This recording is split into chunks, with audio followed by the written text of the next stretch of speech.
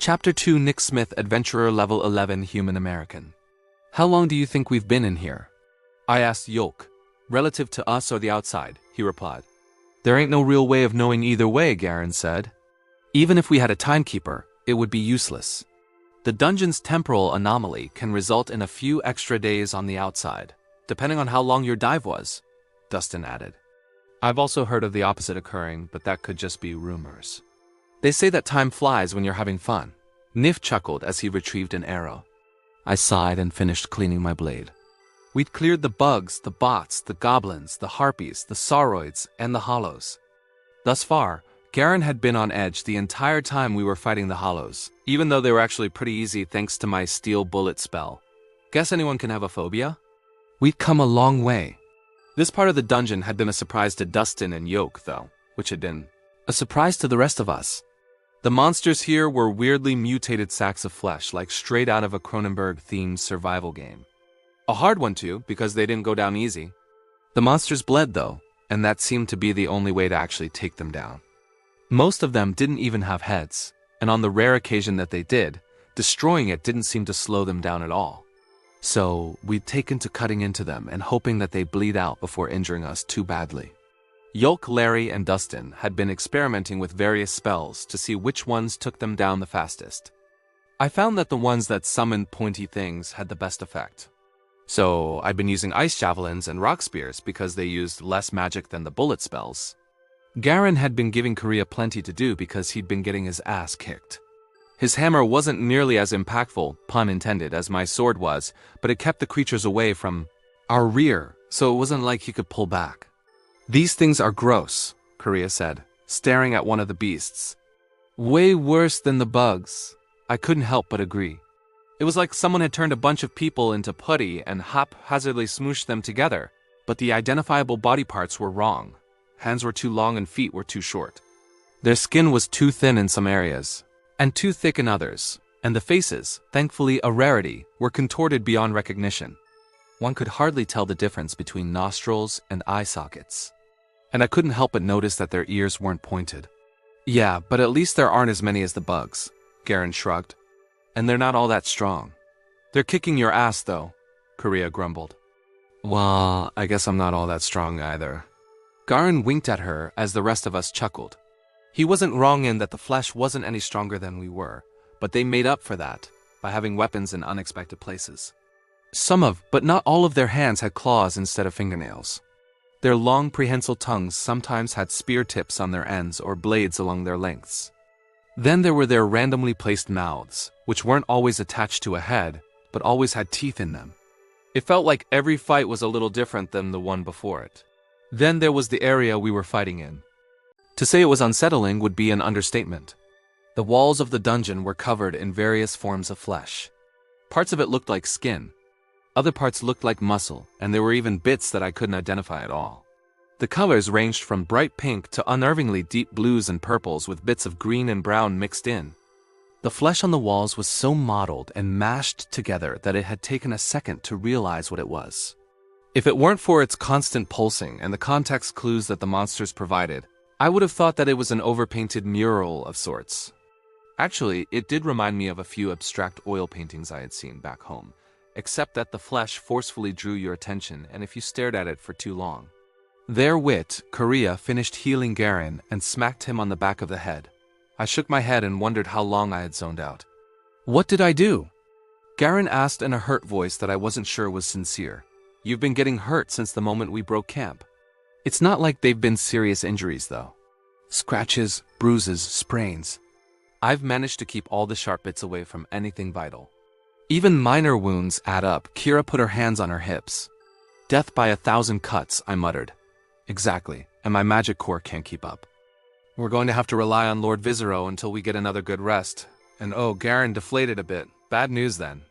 I'm not sure we should rest in this area, Yolk said, staring at the ground. Why not? Larry asked. The walls and ceiling appeared to be alive and also seemed to have a hypnotic effect. Who knows what could happen if we tried sleeping? I hadn't noticed likely because I'm resistant to such things. The Lich rubbed his chin.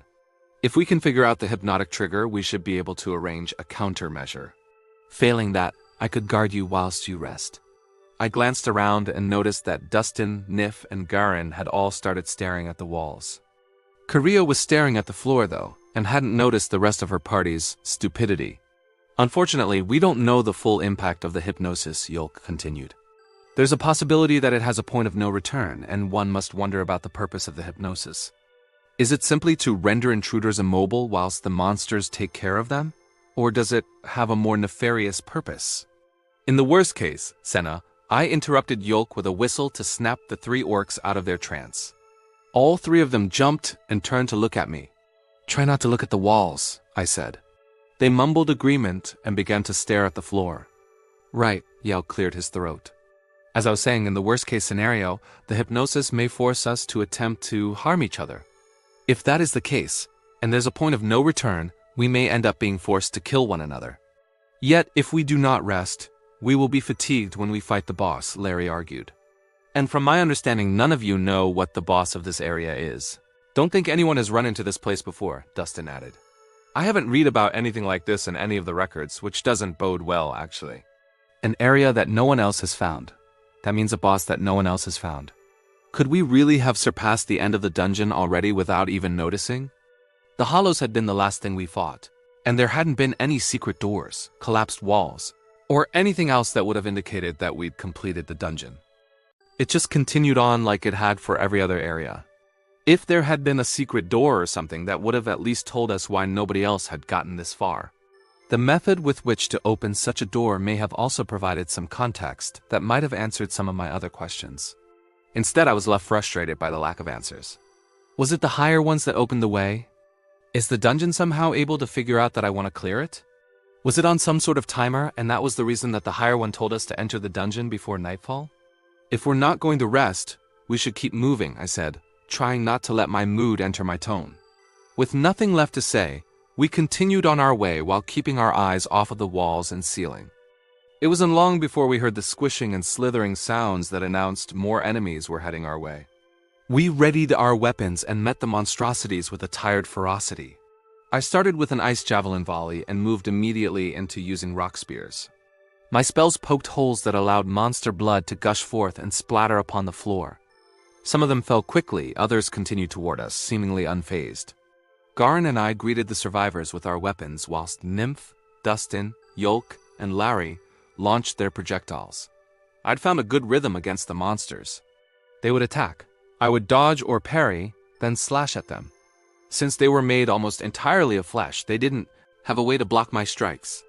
In this manner, I disabled one and moved on to another as the first waited to bleed to death. Garin wasn't quite as fortunate as his hammer struggled to open the flesh that it struck. He had shifted to defensive maneuvers though, which meant he wasn't going to get as many wounds as he had previously. Hopefully, the fight was over in a couple of minutes, and the lumps of flesh lay on the dungeon's floor in pools of blood and viscera. I cleaned my blade and quietly wished for a spell that could clean a cloth. Then a thought occurred to me. Oh duh, I grumbled, I'm a dumbass. Your words, not mine, Tan interjected. Ignoring the AI's sarcasm, I concentrated on the cloth and imagined the grime separating itself from the fibers. The mental image of several laundry detergent commercials flooded my mind. Then I took a breath in and let it out slowly, channeling my magic as I did so. Said O'Neill Sack, I whispered. The nastiness on the cloth flaked off and fell to the floor. I checked my spell list and chuckled a little at how on the nose the name of the new spell was.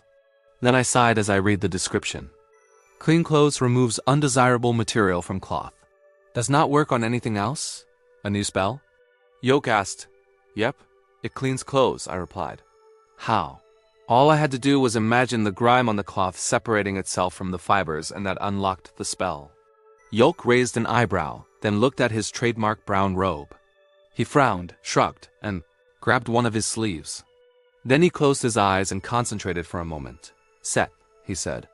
What happened next was a shock to everyone present. In fact, it kind of felt like being stabbed in the gut from multiple directions. The spell worked, and what could only be described as a fog of grime fell from Yolka's robe and settled on the dungeon's floor. His brown robe, which he had been wearing since I first laid eyes on him, was actually white. This revelation left me aghast and everyone else completely speechless. I struggled to find the words to voice the many questions that came to mind. It worked. Yell said happily. Yeah, it sure did, Garen managed to say. How long have you gone without washing that robe? I asked in shock.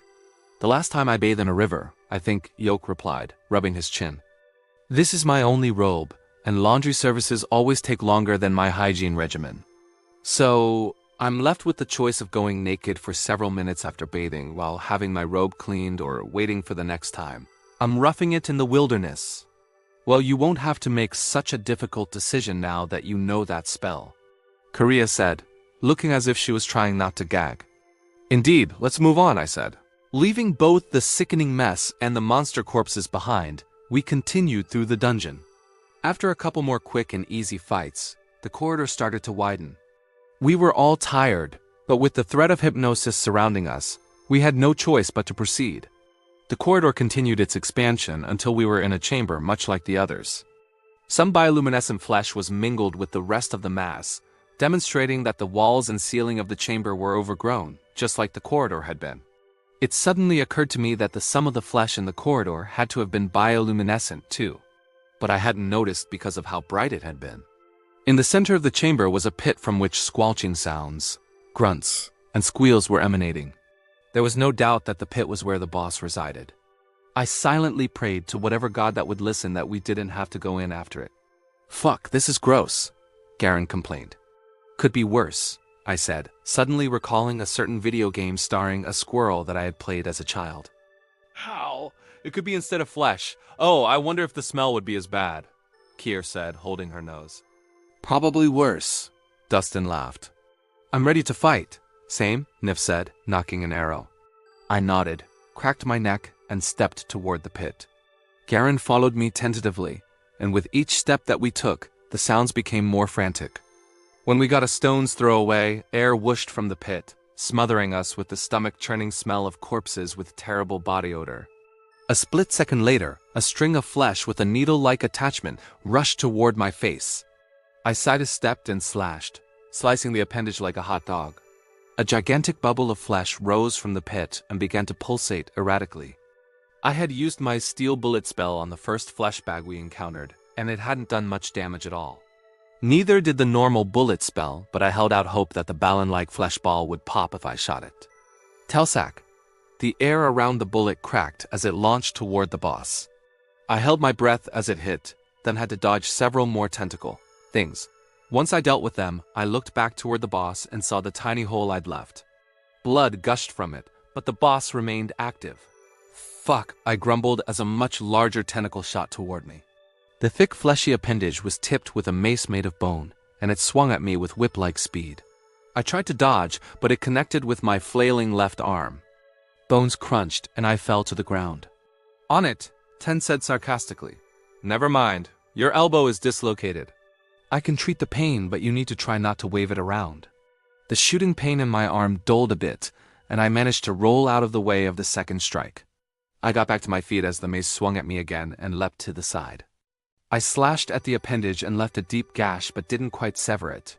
Nevertheless, it retreated toward the blob boss. I took a moment to catch my breath and watched as spells and arrows struck the thing, leaving holes that gushed blood. Suddenly, Garen hit the floor in front of me. I stepped toward him and slashed at the tentacle that had sent him flying. My strike connected, leaving one more hole for blood to gush from. Garen, however, was also gushing blood from a slash across his chest.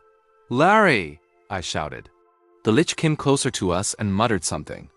A moment later, I watched the slash in Garen's chest close and felt my elbow reconnect with a nauseating pop. Garen scrambled to his feet, and I nodded a thank you at Larry.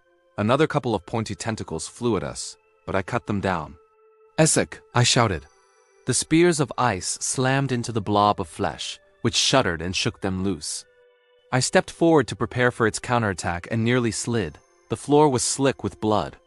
More spells flew past me and an eerie screech filled the air. I stood ready for more tentacles, but the boss retreated into its pit. After one final squelch, all was quiet. We stood still, waiting to see if something else would happen. After a few moments and tense glances at one another, I approached the pit. A glance over the edge showed nothing but darkness. Did we win? Garen asked. I don't know, I replied, but nothing's attacking me, so maybe. Neith joined me at the pit's edge inside. How are we supposed to loot that thing? He asked. What would we even want to loot from that thing? Dustin replied as he joined us. Everything has a use. We just have to find it. Yes, but nobody has heard of this boss before. The entire section of the dungeon is completely unknown. Frankly, if we were to loot something from here and take it back to the guild, we would probably have difficulty convincing them of its legitimacy, let alone the merchants. They continued arguing about loot while I stepped away from the pit.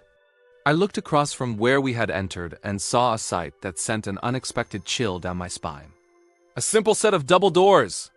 They were barely visible thanks to the bioluminescent flesh overhead, but even in the dim lighting, it was obvious that they weren't of this world. They were too smooth and the handles were too elegant. But if it weren't for my time in this world, I'd never have called them elegant. They were pretty standard door handles back home. What's confusing is why this section of the dungeon suddenly exists in the first place, Dawson said, interrupting my thoughts. No records mention any such monstrosities. Obviously, those that died wouldn't be able to make records, but even those that cleared this dungeon didn't come across these. Dustin's words confirmed what I had thought earlier. We had cleared the dungeon and had fought a boss that no one else had found, just as the higher one had foretold. Then I remembered what else it had said. What came next would be a revelation, then another confrontation. The revelation would come first, and was likely right behind the out-off-list doors, and after that. We were supposed to run, collapsing the dungeon behind us. This is the end of the fighting, I said. You guys should head back, huh? Garin asked. The dungeon's clear. There's a room back there, I pointed at the doors.